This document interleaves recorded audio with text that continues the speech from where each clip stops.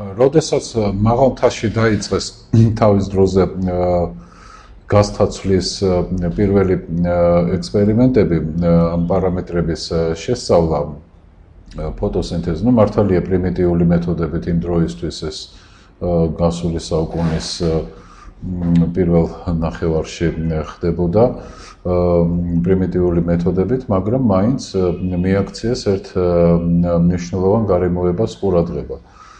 რომ მაშინ იყო გავრცელებული ასეთი ტიპის ცდები ტრანსმცენარეებზე, ანუ ჩამოტანა მაღალი მთიდან გადმორგვა დაბლობის პირობებში, დაბლობის სცენარეების ატანა მაღალ სიმაღლეებზე და იქ მათზე დაკვირვება და შეამჩნიეს ასეთი მეტად მნიშვნელოვანი თავისებურება, რომ მაღალ მთიდან ჩამოტანილ მცენარეებს დაბლობში, დაბლობი იგულისხმება სადაც 800-900 მეტრი, 700 მეტრი სიმაღლეზე, მათ ჰქონდათ უფრო მაღალი ინტენსივობის ფოტოსინთეზი, ვიდრე იქვე მოზარდ ტიპიურ დაბლობის მცენარეებს.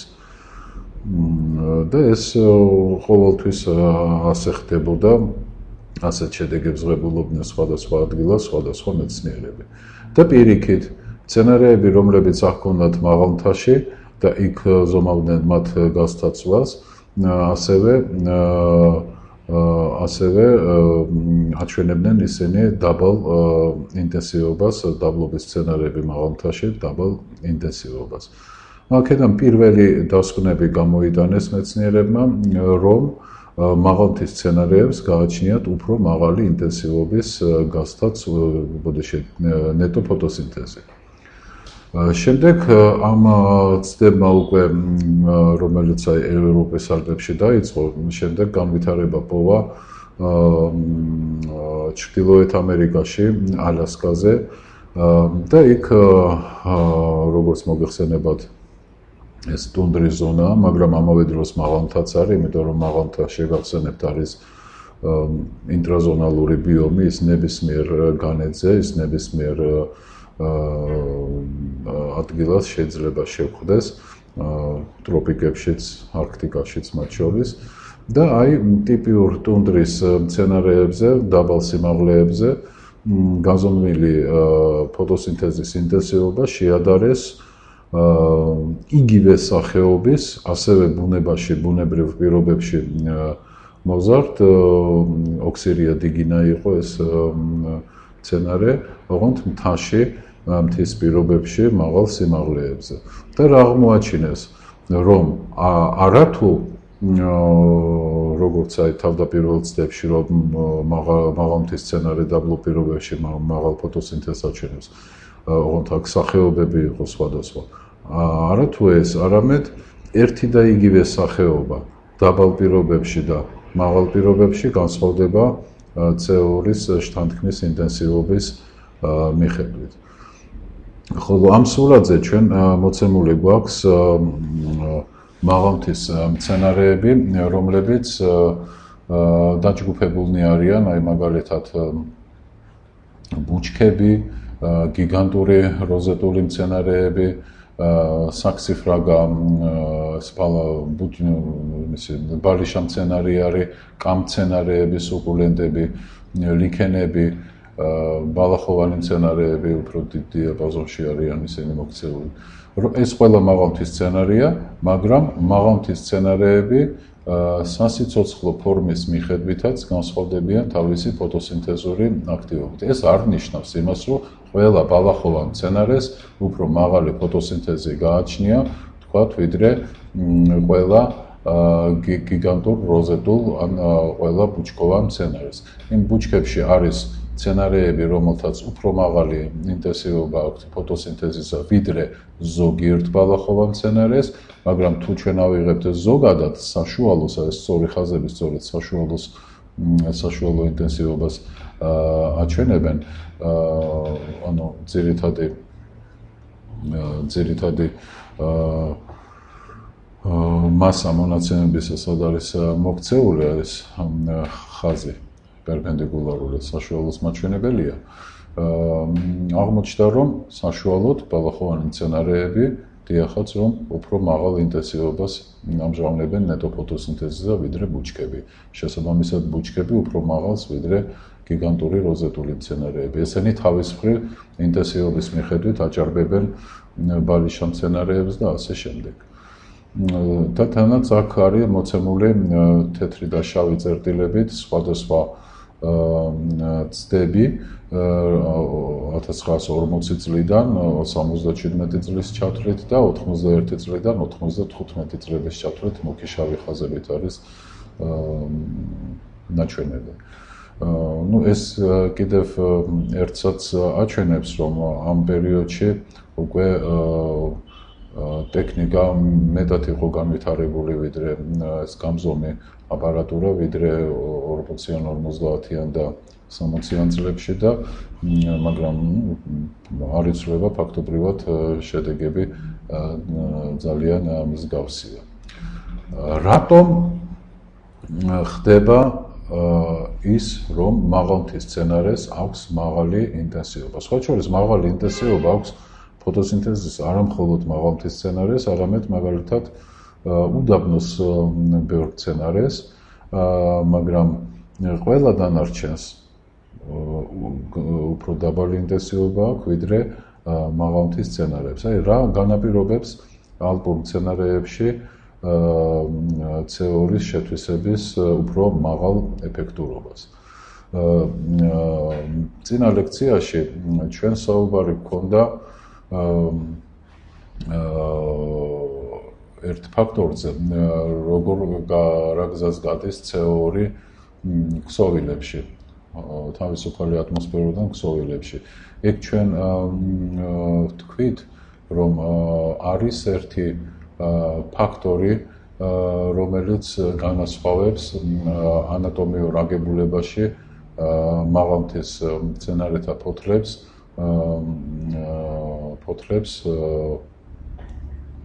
დაბალი სიმაღლეზე მცხოვრებ მცენარეთა ფოთლებისგან.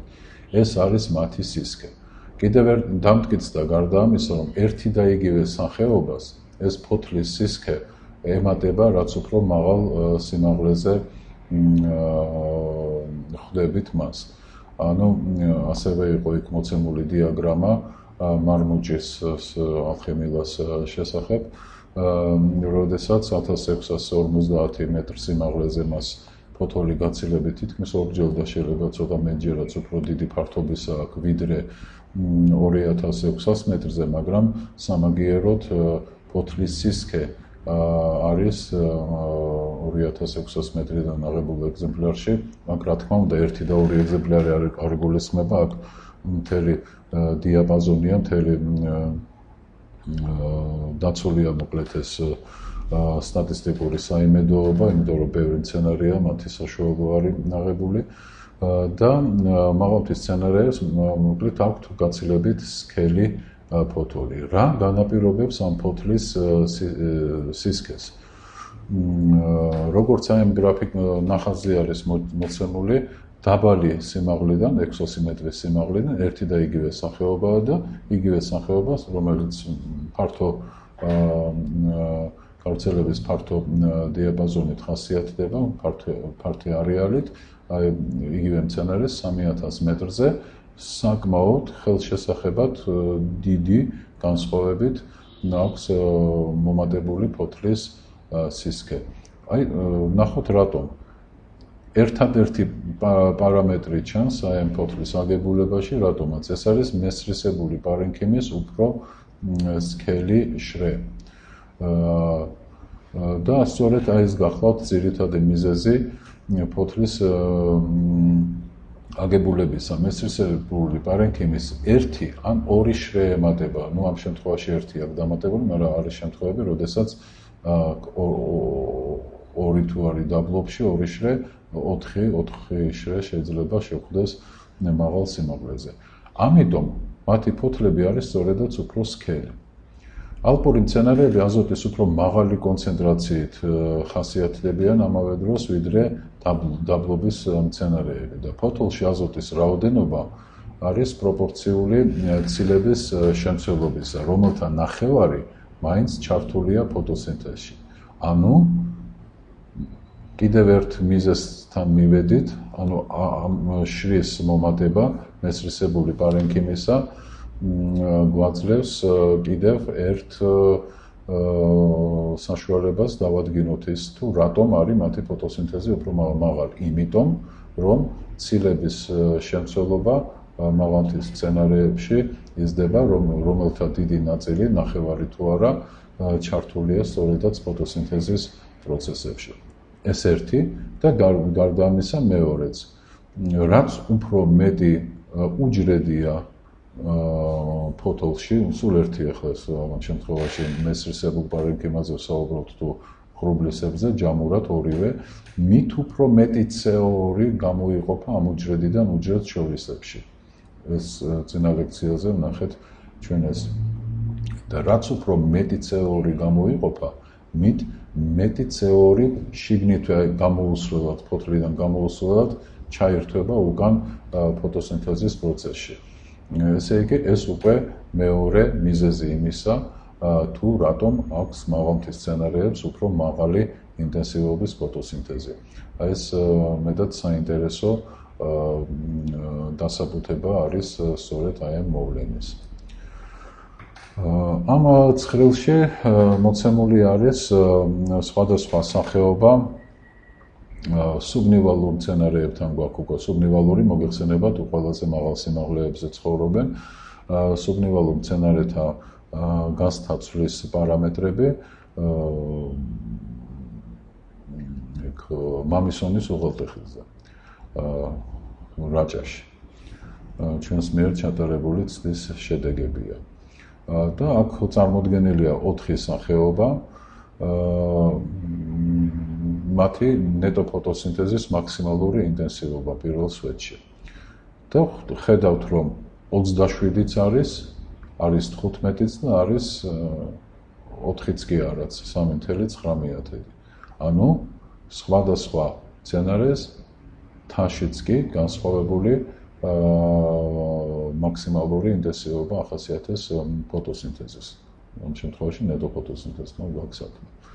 და ეს რა თქმა უნდა არის გამოწვეული სასიცოცხლო ფორმით, იმიტომ რომ საქსიფრაგა კოლენათიანა განსხვავებული მცენარე არის, ვიდრე მაგალითად არენარია ლიხნიდია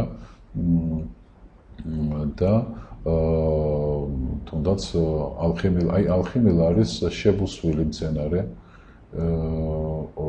ესე იგი ეთიოპაპუს კავკასიკუს 13 აქ ამას თითქმის ორჯერ ნაკლები ასე რომ ხვდებით განსხვავებულ ციფრებს მეორე სვეტში მოცემულია დღიური პროდუქტიულობა გახსოვთ დღიური პროდუქტიულობა რას წარმოადგენს ეს არის მრუდი რომელიც